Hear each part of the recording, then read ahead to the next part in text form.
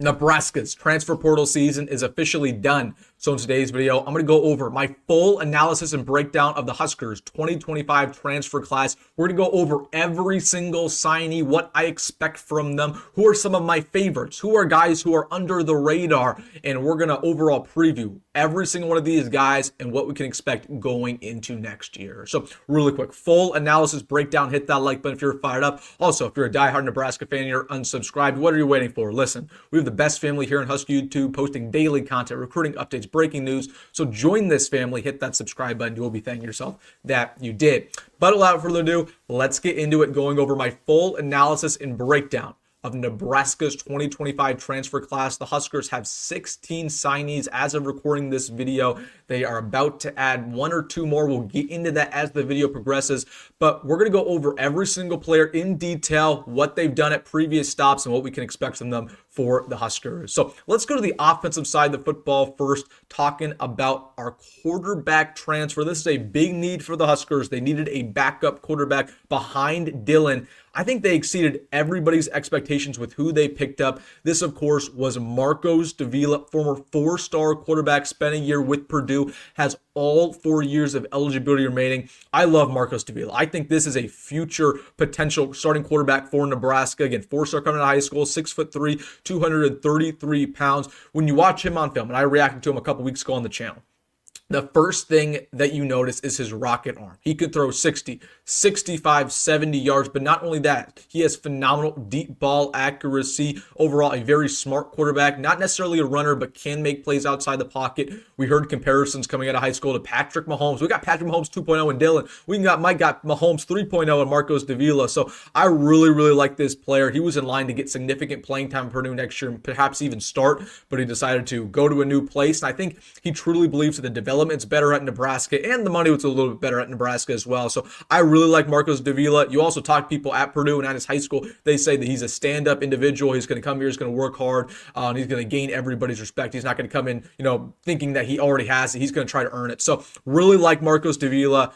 I think he might give Dylan a shot for, a run for his money, because I really like this prospect. We got a loaded quarterback room with Dylan, with TJ, with Marcos, with Gramstad coming back. Really like where we stand. Obviously, Dylan's going to be that quarterback, but I'm just saying Marques Davila, if he's as good as people think he could be, I really like him as a prospect going forward for the Huskers. I hope he sticks around, but he's going to be a very high quality backup. The running back position was not filled for Nebraska in this transfer portal class, which means we have to go to the wide receivers.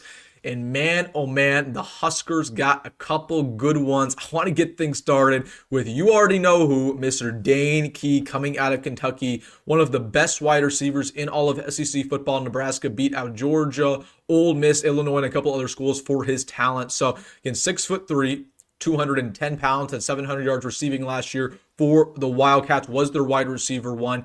The thing that I love about Dane Key is he is a phenomenal route runner. More than anything, right? He has good speed, not great speed. He has really good height.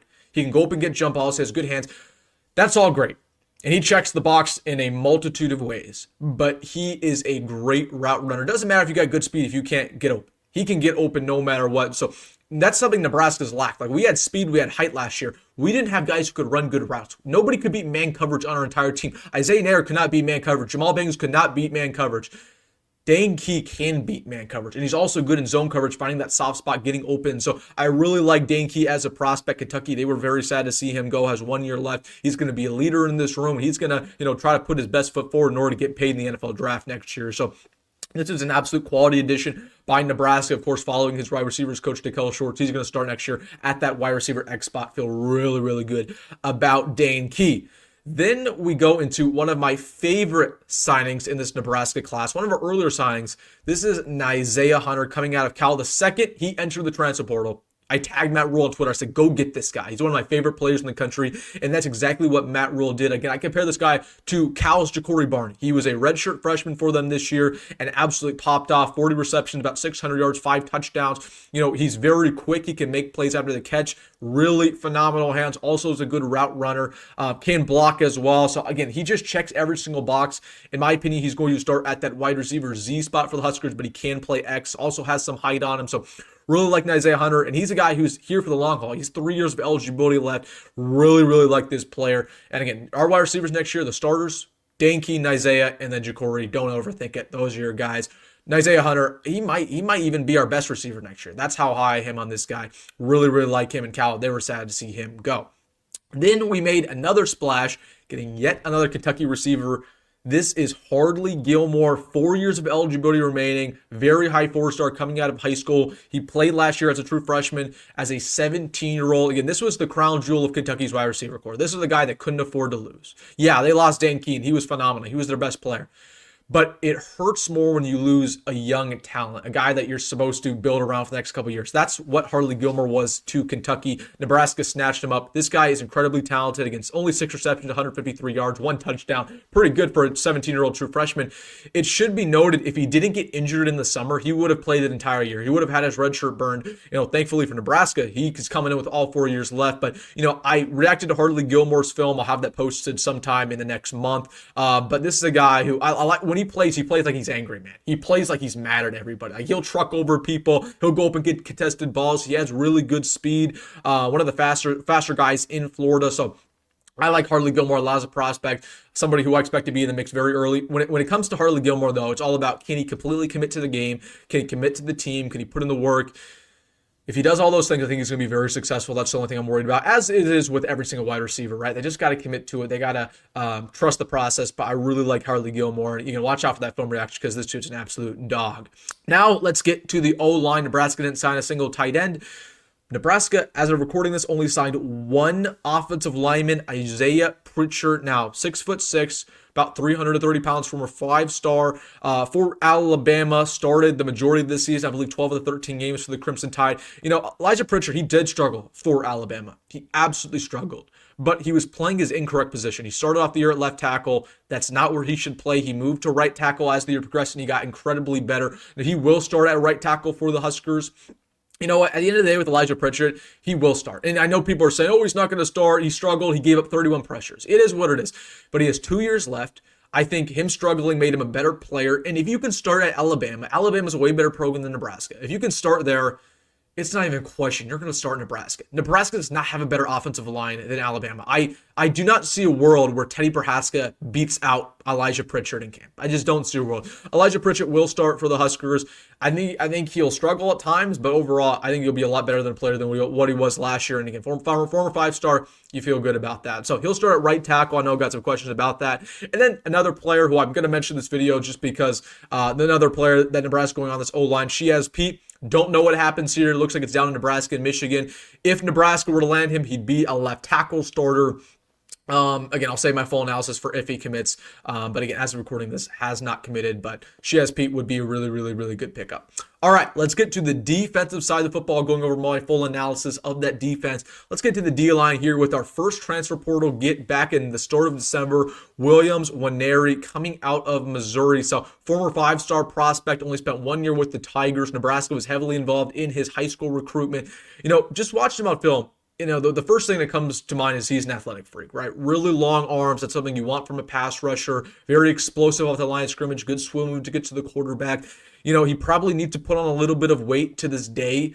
Probably, 10 or 20 more pounds. But when we talk about Williams Nwaneri, it's the stuff you can't teach that really, really impress you. I don't expect him to start next year for Nebraska, but he's going to absolutely be one of our first guys off the bench. And he has all 4 years left, so really like Williams Nwaneri. He did struggle a little bit for Missouri. He did have some off-the-field issues. I just believe he didn't really want to be at Missouri. I think he always kind of wanted to be at Nebraska, especially when his high school coach came here, and that's where he ended up being. So I think him being around his high school coach, around his buddy Isaiah Mosey, I think that's really going to help him out in his development. I think he's going to be a really good player for the Huskers. Not necessarily right away, but I think he'll probably start going into 26. But he'll be a depth piece for sure this year.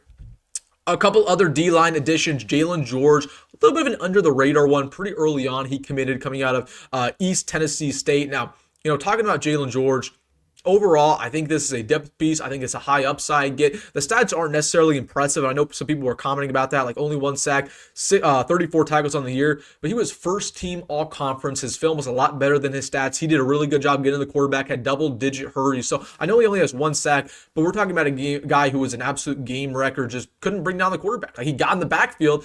So I like Jaylen George. He's not going to start necessarily for the Huskers this year, but another guy who's a depth piece with a high upside, 2 years left.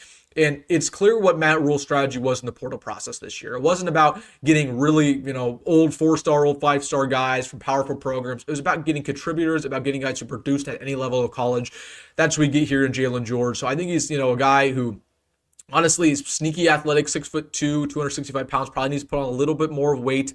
Good, jump off the line of scrimmage, nice swim move, nice bull rush. But don't know what we can expect next year, just kind of a depth piece, but I expect him to be kind of a high potential guy. Then we talk about Gabe Moore, one of my most underrated players in this class. So he spent 2 years with Mississippi State, redshirted in 23, and then 24, he's expected to be a part of that 2 deep, but sat out of the season because of a medical issue and a family concern. So he has all 4 years of eligibility left. I watched this guy on his high school film. Oh my goodness, this dude should have been a 4-star prospect. I'll watch out for that video. Again, dropping in the next month, going over his film. But I really, really like Gabe Moore. Very explosive player, put on a lot of good weight, good bull rush. He can play at nose tackle. He can play at that 3 technique. Again, it's just about him, staying healthy. Really, that's all it is. I like Gabe Moore. I think this is one of those guys that really shines in spring ball. We start to talk about him a lot. I wouldn't be surprised if he's our 4th or 5th best defensive lineman. He might even start as the year progresses. So we'll talk about Gabe Moore, of course, as the offseason goes on. But I really, really like this signing. Nobody's really talking about him. I know, he's had no stats for Mississippi State, but you watch his high school film, you look at the expectations a lot of Bulldog fans had for him. I think he'll be really, really good. So that is Gabe Moore. That's our defensive line class. Let's get to our linebackers. This is my favorite player that Nebraska signed in this entire process. Marques Watson Trent, senior coming out of Georgia Southern, 1 year left. Absolute game record and an absolute, just a dog. Just a dog. That's the word I used to describe him. He's a bowling ball. 5'11", 225 pounds, but he can make plays all over the field. Really solid tackler, 120 tackles last year. He was the best player in the Sun Belt Conference. Okay, I will take the best player from any conference. You just got the best player from the Sun Belt. Okay, and nobody's hyping up this addition. It makes no sense to me. This is a start. This is going to be probably our best player on defense next year. Dude's a freak, man. I love this guy. And my favorite part about Marques Watson Trent, he's a good tackler. He's good in coverage too. That he can go and pick balls off. But one thing I love about him is he's incredibly reliable and he's a leader. He was a captain for Georgia Southern. He was their first guy hyping up the team. He never missed a game. So many times Nebraska brings in quality transfers, but they get injured. He will not miss a game. This dude is a warrior, dog, whatever you want to call it, man. He's going to start next year at middle linebacker for the Huskers. Really, really like this guy. Then Dasan McCollough is another player who, it's weird. I don't know what position he's going to play necessarily because he's a jack of all trades. He could play the jack spot for the Huskers. He could play middle. He could play rover. Personally, where I want Dasan McCollough to play is that rover spot. We're talking about a guy, again, 6'5", kind of a skinnier player, about 225 pounds, coming out of Oklahoma. Only put up 17 tackles last year for the Sooners, but probably didn't get on the field as much as she should. I really like Dasan McCollough, right? Really long arms, once again, very athletic. His high school film was so fun to watch. I remember I was just watching his high school film 4 years ago because of how athletic he was. Nebraska really wasn't even involved in that process, but I remember him distinctively as a recruit because of how much of a gem he was. He can rush the passer. He can make plays in space. He can go up and get jump balls. I really, really like this guy. I want him at that rover spot because I want him to make plays in space. I think he's good in man coverage, good in zone. Yeah, he can play jack. His best season when he was an edge rusher. But at the exact same time, I think we're at a better spot at jack than we are at rover. I'd rather have his talents there. He can still rush a passer at rover. Isaac Gifford did that all the time. I like his talents there a little bit more in the secondary. But we'll see what the Huskers do. It's going to be interesting to see where they line him up. Then, pretty loaded secondary class for the Big Reds. Get things started with Andrew Marshall, very productive player coming out of Idaho. Last year had 45 tackles. One thing you watch him on film, man. Speedy, but he's also very physical. 2 years left, started the entire season for the Vandals. Can go up and get interceptions. Has 3 passes defended on the year. Can play special teams. He returned a 105-yarder to the house. So, again, guy who can do just about everything. Good in zone coverage more than anything, but he's really good in press as well. So, he's going to be in the mix to start next year at that corner spot. But there's a couple other guys Nebraska signed who might have something to say about that. Marquis Groves-Killebrew coming out of Arizona, also 6 foot tall, 185 pounds. Again, very similar to Andrew Marshall. Good in man coverage. Very physical. He's chippy a little bit, right? You watch him on film, and there's some balls in the air where he's getting a little chippy, he's getting a little active. I like that about him, though. He's a dog, man. He's a dog. That's what you want from a 4-star. Again, this is his fourth school in 4 years. He started off at Texas A&M. He went to Louisville, then he went to Arizona, but I will say this about him. He's been productive at every stop. He started at Arizona last year. I think he's going to be in the mix to start once again. So I like Marquis Groves-Killebrew a lot. Again, we'll see what happens there in spring ball, but very, very good player. He will be a corner for the Huskers, not a safety or anything like that. Then you have Jamir Conn, 2 years left on him as well, coming out of Southern Illinois. Just another very productive player at 60 tackles for the Salukis. Another guy, 6 foot tall, and very physical. 60 tackles as a corner is incredibly impressive. He has good speed, good ball skills. This might be my second favorite addition for the Huskers in this class. Incredibly underrated. 2 years left, coming out of Lee Summit North, so he has that connection to Jamar Mosey on this coaching staff. Can play safety as well. Can play maybe even Rover just because how physical he is. I don't want him at Rover. I'd rather have him maybe at... I like him at nickel. I honestly really like him at nickel, but... Jamir Conn, really, really good player. A guy we're going to talk about throughout this offseason because he's probably my second favorite player in this class for the Big Red. Then we get to our lone safety addition, Justyn Rhett, former 4-star, coming out of high school, 3 years of eligibility left, spent the last 2 years with the Georgia Bulldogs. Now, obviously, didn't really play too much for them, redshirted in 23, 24, was a pretty good special teams player for Georgia, but we're talking about a guy, came out of Bishop Gorman, very good high school, very physical player, once again, good tackler, makes plays on the special teams unit. And just him being around that Georgia program, like iron sharpens iron, man. Like even though he didn't get on the field, remember we got MJ Sherman from Georgia, and he never got on the field there. MJ Sherman was purely a special teamer, and he turned out to be a pretty darn good player.